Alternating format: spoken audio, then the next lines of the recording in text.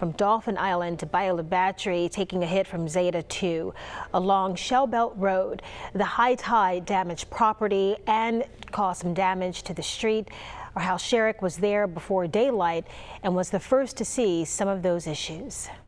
A missing dock and a listing casino boat after taking on water. Just a couple examples here in Bayou La Batre of the damage from storm surge. The worst of it along Shell Belt Road.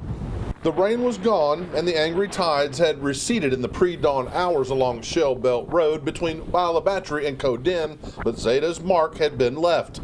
The road littered with riprap, tossed around like pebbles by the waves. A bit farther down the road, the pavement was undermined at a small bridge. A state trooper surveyed the damage, saying the road would have to be closed.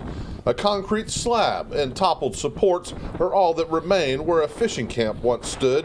The two buildings washed away by what the owner says must have been some very high water. It had to be probably 8 feet of water at least, because I have 5 foot of natural elevation and they were about 3 feet off the ground, so you know it had to be at least 8, maybe more than that. As daylight broke, folks began stirring and looking around to see what impact Zeta had.